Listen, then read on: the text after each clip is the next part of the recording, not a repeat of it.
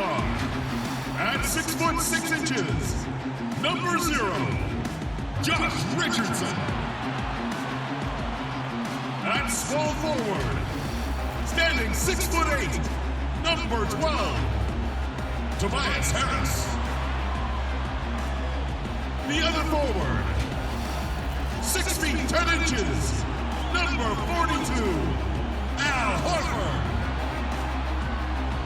At the other guard position, 6 feet 10 inches, number 25, Ben Simmons. Starting at center, 7 feet, number 21, Joel Embiid.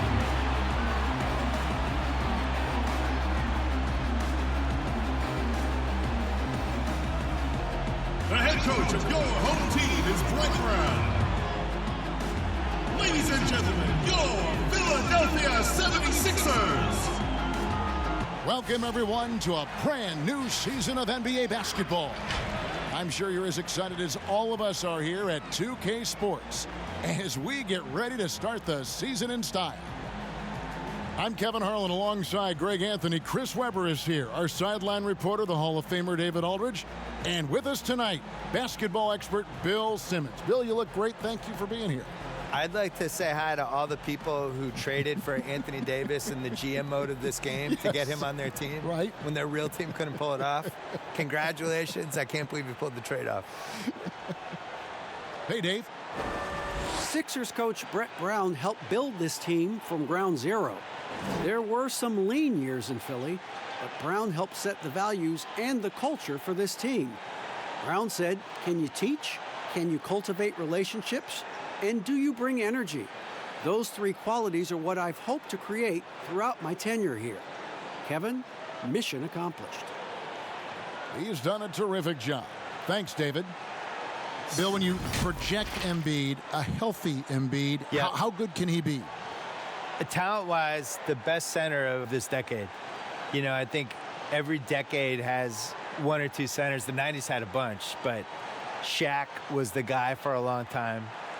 He kind of abdicated. Dwight Howard had a really nice run there for a while. Then he kind of faded away. And then there really hasn't been that total package center. I think Embiid's the closest. He had stretches in the playoffs last year where he was terrifying. Mm-hmm. You know, he takes over games for 6-minute stretches like any prime center you want to name. Problem is, can he sustain it? And can he play a full schedule? Can he not rely on the three-pointer as much?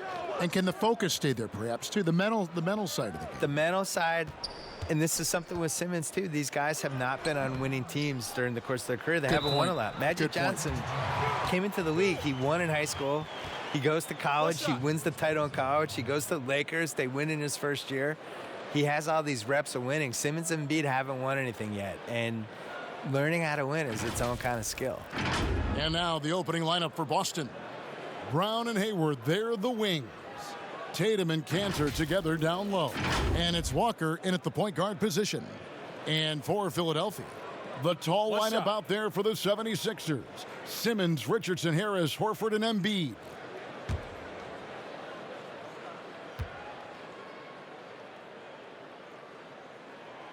That one misses for Simmons. And the 76ers, Bill, going all in on trades last year, just a play or two away from advancing to the conference finals. They were in a Game 7, tied late, losing up in Toronto. Where do they go from here? Make better trades. Mm-hmm. They had the most assets to turn into something really special last year, and I thought they really squandered it. I like the Butler trade. The Tobias Harris trade made no sense when they did it, and how it played out, I think, was even worse. They somehow ended up with no bench in a Game 7, even though they had all these draft picks and young guys to trade for bench guys. Did you like their team better last year? And they had Saric and players like that they could. Bellinelli was on that team. It is one of those things where you think, like, if they had just done nothing, would they have been the same or better off? I don't know. I didn't like what they did. I thought they kind of panicked. And they acted like their window was about to close. And Simmons and Embiid are 25 and 22. Like, play the long game. They may not have even opened the window with the age of those two stars. Yeah. Bill, do you ever think we're going to eliminate conferences in the NBA playoff seeding? I think that they would have done a 16 seed, no conference playoff format years ago. I think they're really worried about their travel, though. And they've looked at it, and they've really studied it, and they've looked at the effects of, let's say Boston plays Portland in round 1, and you're flying 3,100 miles or 3,200 miles in 3 time zones and all that stuff, and it's a 2-2-1-1-1 series. What is the effect on the team if it goes 7? I think they're really afraid of it. I wish they did it. I don't like the conferences. I don't really understand them. And over the course of NBA history, they've been really confused by the conferences. I wrote about this in the book of basketball, where we had years where San Antonio was playing in the East for a while, and Baltimore was in the West, which, go look at a map. Baltimore being in the West is ridiculous.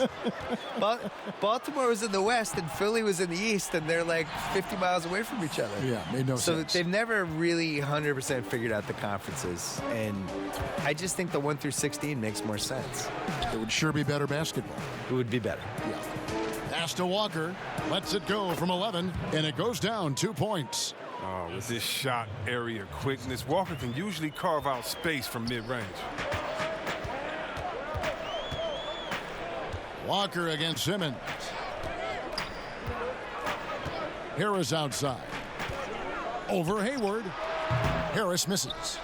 You almost have to assume he's going to knock those down when he is that open. Tatum dishes to Hayward. Here's Walker. Can't hit from in close. And so the first quarter is in the books. 76ers lead by 4. And we'll be back shortly for the start of the second quarter.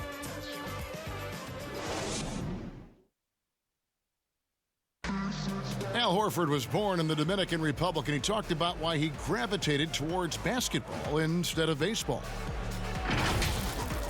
Coming from a place where, baseball is what's driven to us every time. I mean, I started playing baseball. I didn't play basketball. I started playing baseball, and, just watching my dad play basketball, I just fell in love with the game. But people were still telling me, they're like, nobody makes it out of here, usually out of basketball. I mean, your dad was a very rare case, and, I just believed in it. Wanted to follow in his father's footsteps. And what a career. College championships at Florida, an all-star in the NBA. I think he made the right choice. And hope you've enjoyed the broadcast so far. Halfway through the first half in this one. And looking at what we've seen from the 76ers, what do you guys think? Well, in that first quarter, they were intent on just pounding the ball down low. Old school approach. I mean, if you have a favorable matchup inside, just keep pounding it in there. And now, brought to you by Gatorade, all fueled up and ready to go. Let's reset our lineups. So on the floor for Philadelphia, Simmons and Smith are your 1 and your 2. Then there's Kyle O'Quinn. Then there's Harris. And it's Bolden in at the 4 slot. Now, here's O'Quinn. Marcus Smart missing that last shot. Shot clock at 5. Offensive rebound. O'Quinn. Williams with the block. Outside, Smart. The pass to Williams.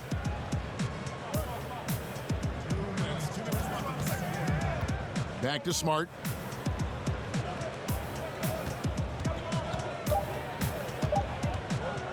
Fires the 3. The three-pointer is right on target. Smart's got himself going with the triple, his first basket of the game. Smith outside. Outside, Simmons.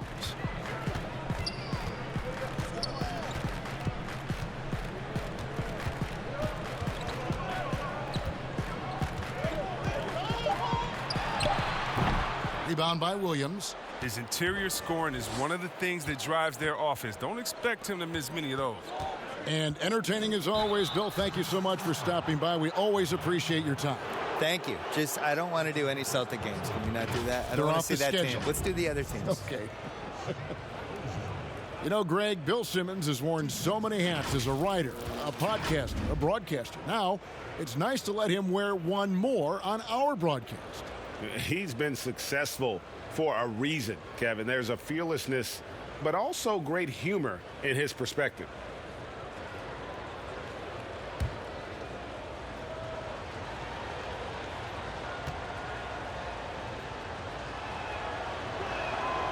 That free throw missing. Yeah, and I love the fans in Philly. They're notoriously prickly, though. They expect hard-nosed effort. If not, they'll let you hear about it. Here's what Philadelphia's going with right now. Embiid, he's checked in for Kyle O'Quinn. Scott comes in for Jonah Bolden, and it's Richardson in for Smith. And then for Boston, Daniel Tice is checked in for Robert Williams. Tatum comes in for Williams, and it's Kemba Walker in for Langford. Chris, you're talking about the Philly fans. They were even booing their team in that conference semifinal round against Toronto. Yeah, they got nervous with the season on the line. You can't take it personal. In Philly, they love you just as much as they boo you. Now here's Simmons. No good from 11 feet. 54 seconds left in the first half of the game. Now Walker, pass to Tice. And 2 free throws coming up, unable to get that one to go with all the contact. Well, that's 3 straight German League titles for Daniel Tice. I mean, before he made his NBA debut at the age of 24, he's an athletic two-way player, and he's shown he belongs.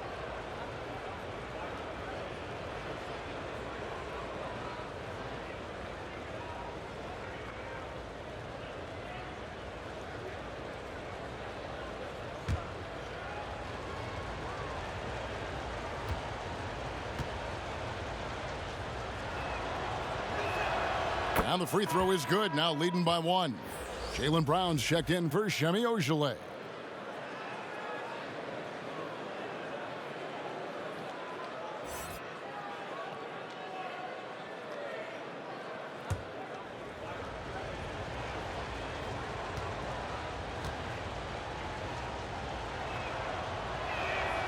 And he makes the first but misses the second.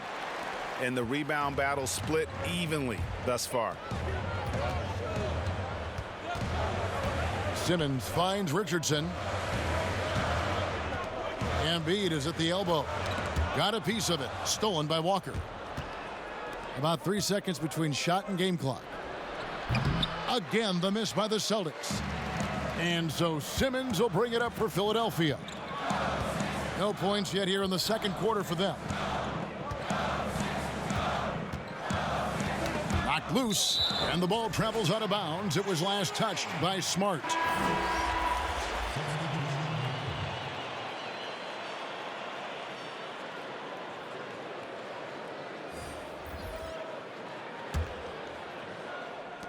Seven seconds left to play here in the half. Simmons passes to Embiid, and it's blocked. And a close game so far through the first 2 quarters as we reach halftime. Celtics out in front. They're up by 1. And now we'll send it over to David Aldridge, who is standing by courtside. David. Thanks, Kevin. Here with Brad Stevens. Coach, what did you think of your team's energy in the first half? I think the energy's fine. I thought we did look a little gassed at the end of that first stint for some of our starters, but I thought for the most part it was good. Thanks very much, Coach. Back to you, Kevin. Thank you, David, for that interview, and we'll see you back here after the break for third quarter basketball. It's the 2K Sports Halftime Show. Ernie Johnson here with Shaq and Kenny, and a favorite time of the year as we're halfway through one of the first games of this fresh NBA season. Boston found themselves in a close game in the first. The game was always within a fairly narrow margin, with their largest deficit of the period being 6. They went into attack mode in the second quarter and came from behind to jump in front here at the half, even though it's just a 1-point lead. Kenny, what's your take on Boston so far? I was surprised on how comfortable they seemed here on the road. The hostile crowd, that didn't bother them at all. And I want to see if they can keep that up in the second half. And over to Shaq. What did you think about Philadelphia? Well, they're definitely struggling with their offensive efficiency. Anytime you're shooting in the low 30s from the floor, you're not going to put yourself in a position to win. They look too predictable right now. They need to do a better job of adjusting to what they're seeing from the defense. And that's all we have for now. Tell the folks goodbye, Shaq. Tell the folks goodbye, Goodbye. Kenny. Goodbye. Go to Kevin Harlan.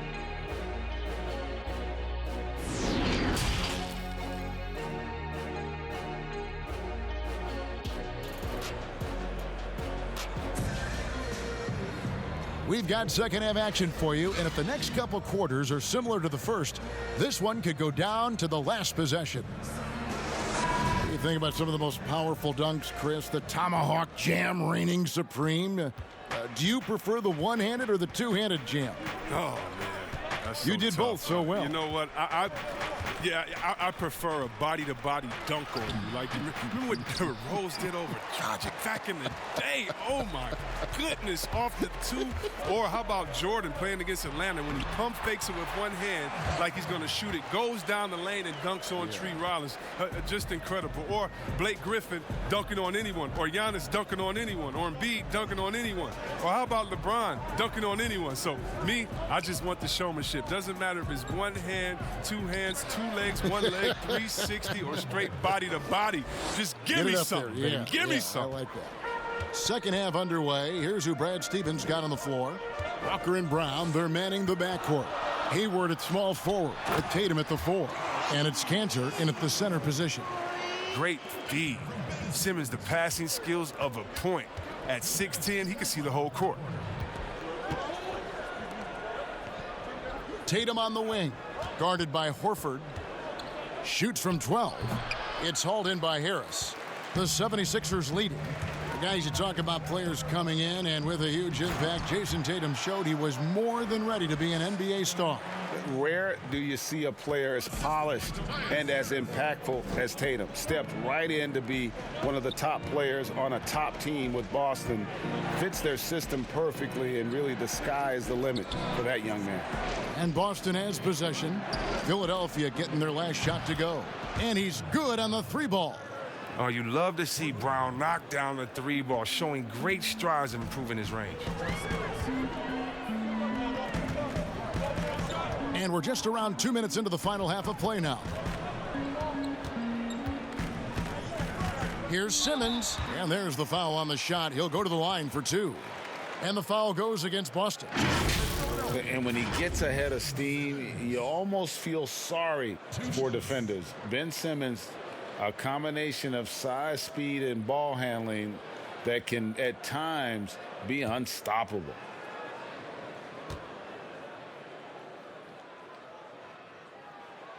No good on that one. And with his passing and driving ability, Greg, Simmons is like combining a power running back in football with a pinpoint passing quarterback. Not much he can't do. Kevin, a football metaphor is appropriate. Simmons grew up playing Australian rules football, and the physicality and quick thinking of that sport really reflected in his style of play. And this summer, a 5-year, $170 million max contract extension for Ben Simmons. The Sixers didn't want to give him any cause to look elsewhere. A great talent, but the hope with that kind of money is that he'll develop that jump shot. Now here's Smart, just 5 to shoot. Here's Langford, and another basket for Boston. I like watching Langford when he's knocking down and trusting that jumper, proving he has the touch needed to do damage from outside. Horford against Williams. And there's Richardson on the assist by Horford. 6 points for Josh Richardson. And that bucket adds to what has been a big difference in points in the paint between the two teams. And foul on the shot. He'll shoot 2 at the free throw line. That one on Richardson. Like the edge Langford plays with. He enjoys taking on defenders and trying to finish through the contact. Shooting 2.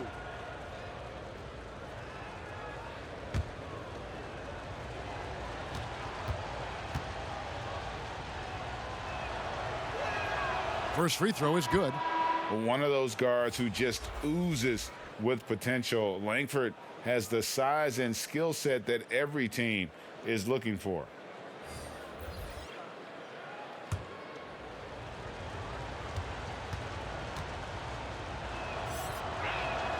Both shots good from the stripe. There's 14 seconds left in the third. Here's Richardson. He's got 6.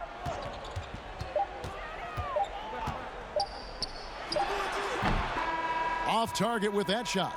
And you know what helps Williams defensively? He just keeps moving his feet, and he has such quick reaction. 3 quarters of play in a close game here. Celtics lead by 1. And we'll have the start of the 4th quarter for you as soon as we get back from this short break.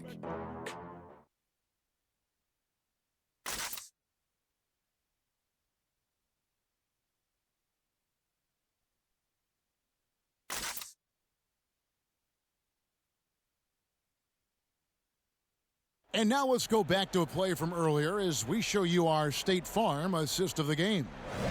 Just true artistry right there. I mean, great decision on where to go with the ball, and how about the perfect delivery? Well, how about the unselfishness? Night in and night out, we see guys trying to force their own agenda. Not that time.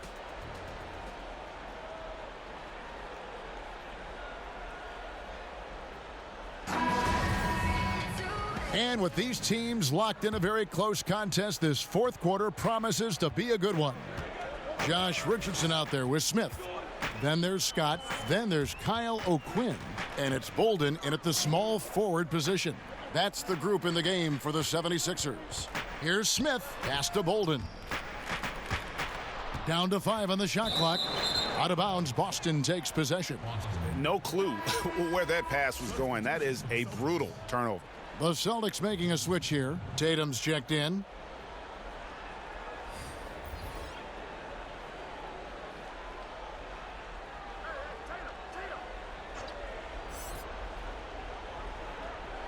The Celtics with the lead.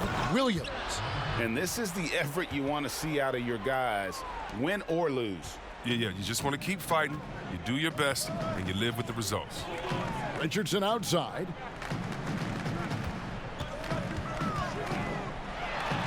It's good. And that's right in his wheelhouse, looking to make an impact when it counts. Well, Greg, this is why they go to him in these spots. I mean, they trust his judgment and ability to score down the stretch. Here's Walker, following the score by Josh Richardson. And Walker kicks to Tatum.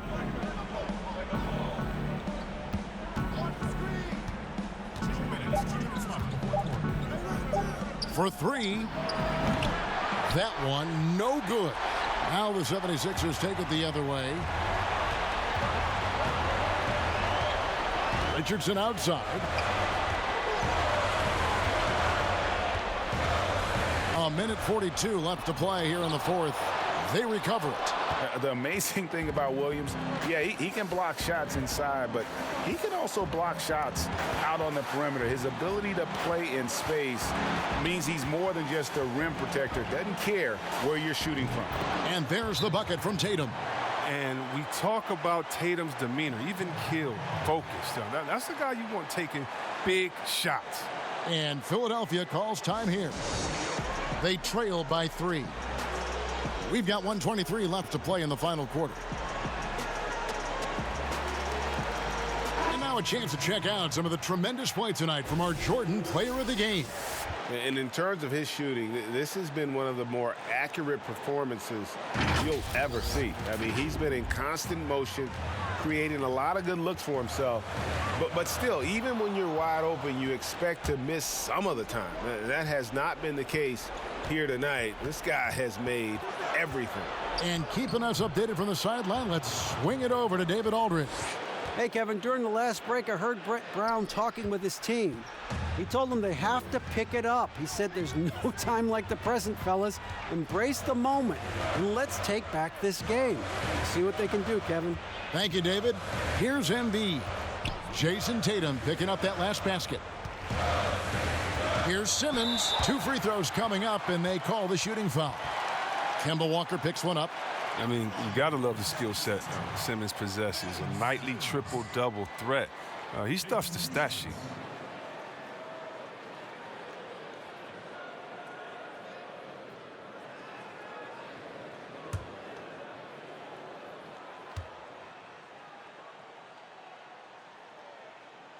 Good on the first, and that shrinks the margin to just 4.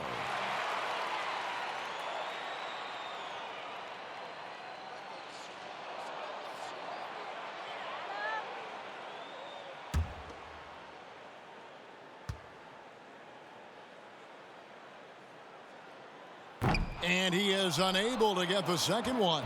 That one miss was huge. He had a chance to turn this into a one-possession game. Walker's shot is off. What a big possession right here. No doubt about it, guys. The tension is palpable. With the teardrop, money! And he has brought them to within 2 points. And you can't get a bigger bucket than that. That's why they put the ball in his hands. They know they can count on him to make crucial shots. It drops. Late in the game, up big, they continue to attack. And it's not about running up the score. It's about closing the door on any kind of comeback. And Philadelphia calls time here. They're trailing by 4. We've got 22 seconds left in the fourth quarter. Guys, your thoughts? Yeah, trying to get back in this thing, they need a score. Yeah, and quick. No room for error, no time to waste. We've got 22 seconds left in the fourth quarter. And he gets the whistle. 2 free throws coming up. I mean, given his massive size, it's easy to see why Horford picks up a lot of shooting fouls. At the line for your 76ers, Al Horford. Taking 2 shots.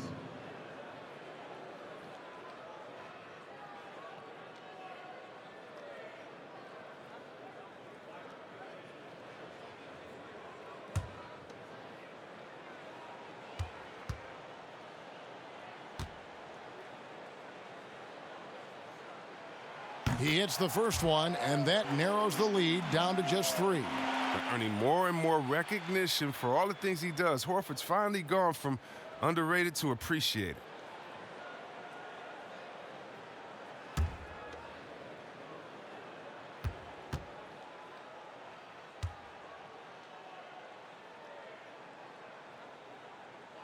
He's off on the free throw, unable to get that second one to drop in. He gets them to within 1 possession, but that miss puts a lot of pressure on their defense. Yeah, you can't let them hold the ball and just milk those last seconds away.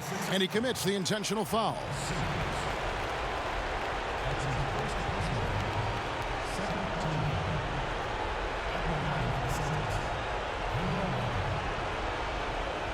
Take a break. Take a break. 2 shots.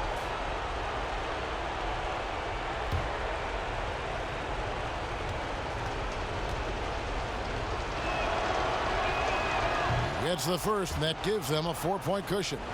For a player who won a national championship in college and has been outstanding since coming into the NBA, Walker may still rate as one of the game's more underappreciated players. But those are big. I mean, turns into a 2-possession game. Pass to Richardson. From deep. Another miss by Philadelphia. And that was a little bit of a range check for him. Trying to take advantage of that extra space on the perimeter. We see a lot of this now. At the line for the Celtics, Kemba Walker. 2 shots. Shooting 2.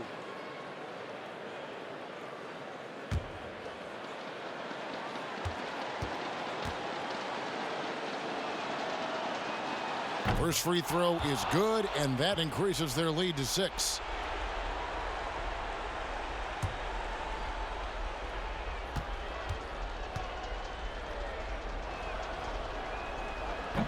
And he cannot convert on the second. That misses. From deep 3-point range, can't get it to fall. So it's the Celtics picking up the win. They seem to relish their role as the bad guy here tonight. You know, Kevin, I sense that as well. I mean, they really did feed off all of that negative energy this crowd was directing at them.